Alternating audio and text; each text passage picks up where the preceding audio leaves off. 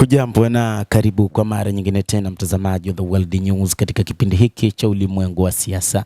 Jina langu ni Adam Hussein, lakini katika makala tuliyokuwa nayo ni inaeleza namna ambavyo viongozi wa Ulaya walivyoshindwa kuzungumza kwa sauti moja kuiunga mkono Marekani, mshirika wao wa muda mrefu katika NATO, kuhusu Iran. Ulaya ilijua hali halisi ya vita huenda ikatokea kwa wiki kadhaa. Viongozi na watunga sera walitazama jinsi jeshi la Marekani linavyoimarisha udhibiti wake Mashariki ya Kati. Walisikia vitisho vya utawala wa Trump kwa Tehran na kutaka Tehran iachane na azimio lake la kuunda silaha za nyuklia.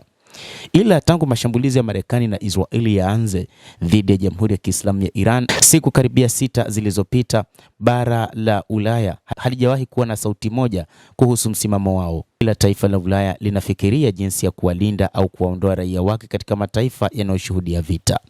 Serikali za Umoja wa Ulaya pia zina wasiwasi kuhusu athari zinazoweza kutokana na vita hivyo na kuathiri moja kwa moja raia, hasa kupanda kwa bei ya chakula na nishati. Tayari bei ya gesi barani Ulaya imepanda kwa kiwango kikubwa tangu uvamizi wa Urusi nchini Ukraine mwaka 2022. Kisiasa, Ulaya inajitahidi kuwa sauti moja kuhusu yale yanayotokea Mashariki ya Kati.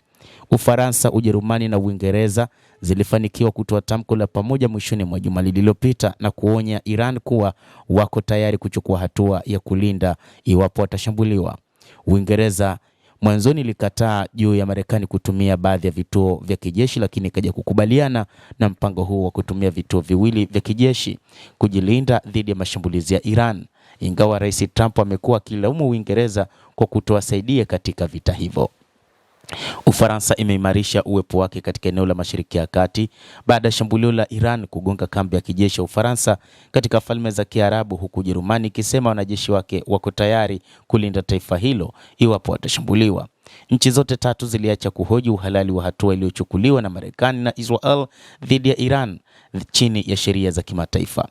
Rais Emmanuel Macron alisema yeye kwa upande wake hawezi kuingia vitani dhidi ya Iran, lakini pia na baadhi ya mataifa, Hispania na yenyewe pia amesema haitoweza kuingia vitani wala kukubali kutumiwa kwa anga lake au eneo lake la maji kwa ajili ya vita dhidi ya Jamhuri ya Kiislamu ya Iran, jambo ambalo limemfanya Rais Donald Trump kuamua kuandika waraka kwamba hayupo tayari tena kushirikiana katika biashara na Hispania.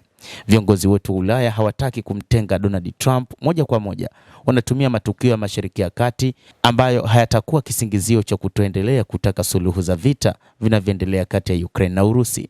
Lakini je, kunyamaza kwa mataifa ya Ulaya kuhusu uhalali wa hatua ambazo Marekani imechukua dhidi ya Iran na Venezuela kuna sheria nini na sheria za kimataifa zinasemaje? Waziri Mkuu wa Hispania Pedro Sanchez kupitia mtandao wa kijamii alisema kuwa mtu anaweza kuwa anapinga utawala wa chuki kama ilivyo kwa utawala wa Iran, na wakati huo huo pia anapinga uingiliaji wa kijeshi usiokuwa wa haki unaokiuka sheria za kimataifa.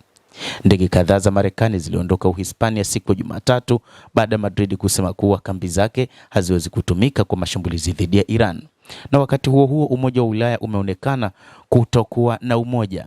Kauli ya mawaziri wa mambo ya nje wa nchi wanachama yanataka mabadiliko kufanyika katika serikali ya Iran. Hii ni baada ya rais wa Tume ya Ulaya siku ya Jumapili kusema kuwa mageuzi ya utawala wa Iran yanahitajika haraka sana, alisema Ursula von der Leyen, rais wa EU, akisema kupitia mitandao ya kijamii.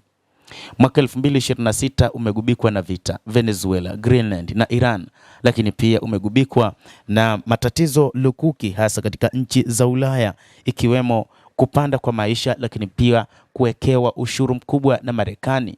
Hii inatajwa kwamba huenda ikawa ni sababu ambayo watu Ulaya wanamuona Donald Trump kama kiongozi anayetumia nguvu kufanya atakalo, na hivyo wakati mwingine kuathiri wao wenyewe. Na wachambuzi wa mambo wanaona kwamba pengine hii ndio sababu ya nchi za Ulaya kutokuwa na sauti moja, kila mmoja akieleza kile ambacho anakitazama kwa sasa.